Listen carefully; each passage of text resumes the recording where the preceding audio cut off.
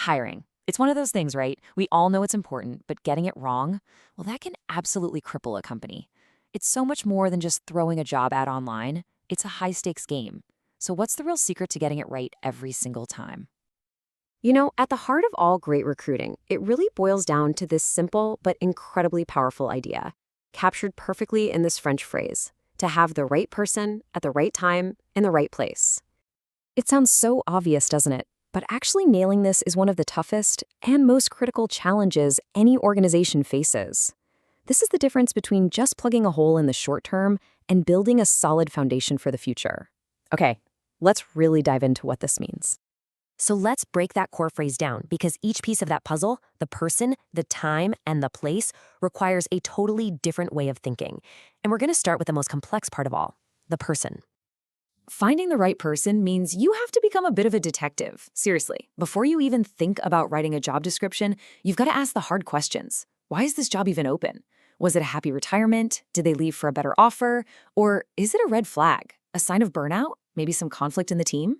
The answer to that question tells you what problem you're actually trying to solve.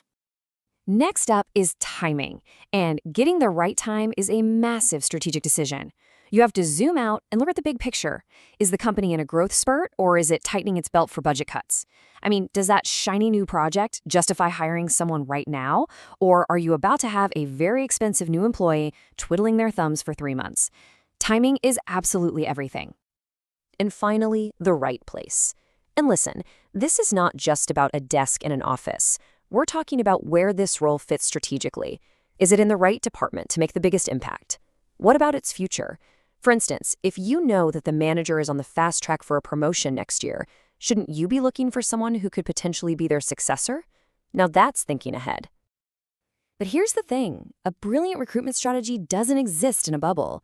You're out there operating in a super competitive, constantly shifting job market. And that brings a whole new set of challenges to the table. You're always going up against these massive market forces. If the economy is booming, guess what? Talent gets really scarce and really expensive. A huge tech shift could suddenly make certain skills totally obsolete while creating this frantic demand for new ones.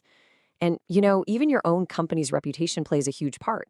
If you've got a reputation for high turnover, the best candidates are going to know, and they're going to stay far away.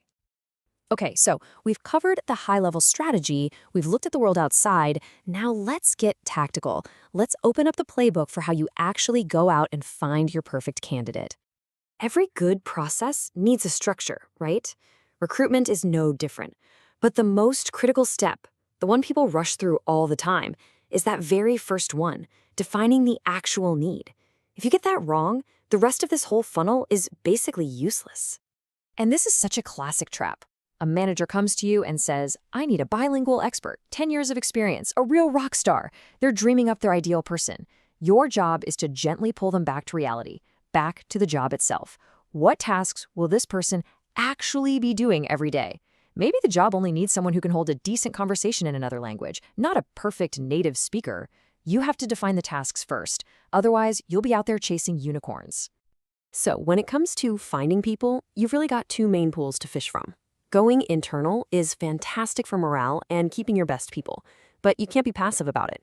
Just posting on the company intranet won't cut it. Your employees aren't checking that every day.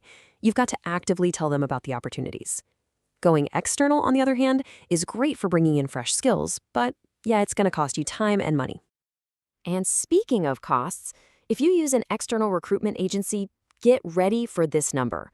You can expect to pay anywhere from 15 to 25% of the candidate's first-year salary as a commission. That's a huge investment, so you better make sure you're getting your money's worth. So here's a crucial pro tip to protect that investment. Why would you pay a $25,000 fee for a new hire who quits after 2 months? A really smart move is to negotiate the contract so you only pay that fee after the candidate has passed their trial period. And one last thing, and this is a big one. Always do your own reference checks. Don't just take the agency's word for it. All right, so the traditional interview, it's just one tool in your toolbox. To really get a sense of a candidate and how they'll fit, you've got to be willing to dig a little deeper. Personality tests. This is a huge debate in the HR world. Are they a reliable window into how someone works, or just a flawed shortcut that's easy to game? The truth, as usual, is probably somewhere in the middle. The real secret to these tests isn't if you use them, it's how you use them. Here's the golden rule. Never, ever use a test to screen people out at the beginning. Instead, use it after the first interview.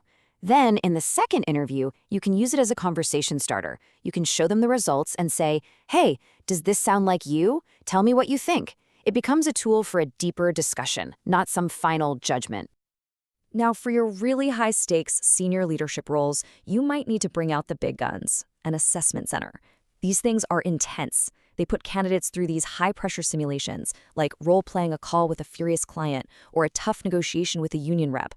You get to see how a leader really performs under fire in a way that a normal sit-down interview just can't show you. Okay, we've covered a ton of ground here, from big picture strategy all the way down to specific tactics. But if you remember just one thing from all of this, I want it to be this. It all comes down to this massive shift in your mindset. You've got to stop seeing recruitment as a reactive chore. Oh, we have an empty seat, let's go fill it. And start seeing it for what it really is. A proactive, strategic mission to solve business problems and literally shape the future of your company. So the next time a role opens up, don't just ask, who can we hire? Ask, what problem are we actually trying to solve?